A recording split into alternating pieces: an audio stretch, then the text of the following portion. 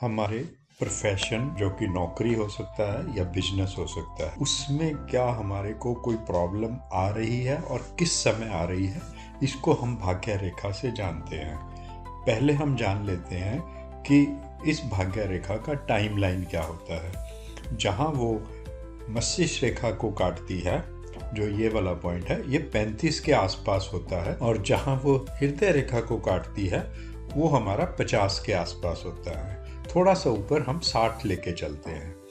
अब हम जानते हैं कि जब इस पे कोई आइलैंड, जिसको हम द्वीप बोलते हैं, वो द्वीप इस एरिया में दिखाई दे, तो हम मान के चलते हैं 35 से पहले और ये करीब 22 और 25 के बीच में कोई प्रॉब्लम हुई है, या हमने बिजनेस किया तो उसमें घाटा हो गया।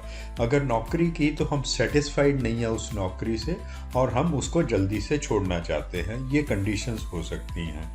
और उसके बाद अगर वो द्वीप हमारा 35 के आसपास नज़र आए तो हम कह सकते हैं 34 से लेके 36-37 के आसपास तक हमें कुछ इश्यूज आए, जो बिजनेस में लॉस हो सकता है, बिजनेस ठीक ढंग से नहीं चल रहा, या घाटा हो सकता है। नौकरी में हमें बदलनी पड़ रही है, या हमें वहाँ पे परेशानी हुई, या सस्पेंशन हो गया है, तो ये हो सकती है उस समय की।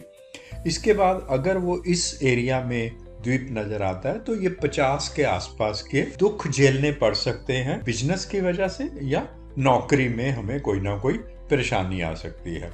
अगर ये 60 के आसपास है तो नौकरी वालों के लिए तो ये वो पीरियड होता है जब उनकी रिटायरमेंट है। रिटायरमेंट पे जाकर कई लोगों को इश्यू आता है। इसी तरह से बिजनेस वालों को भी हम मान के चलते हैं कि ये 50 के बाद और 60 के आसपास का जो बीच वाला एरिया था, 50 के बाद और 60 से पहले, ये हमें बिजनेस में घाटा हुआ या हमें फैक्ट्री बंद करनी पड़ गई। इस तरह से इस भाग्य रेखा से हम ये टाइमलाइन के साथ हम दुखों को देखते हैं।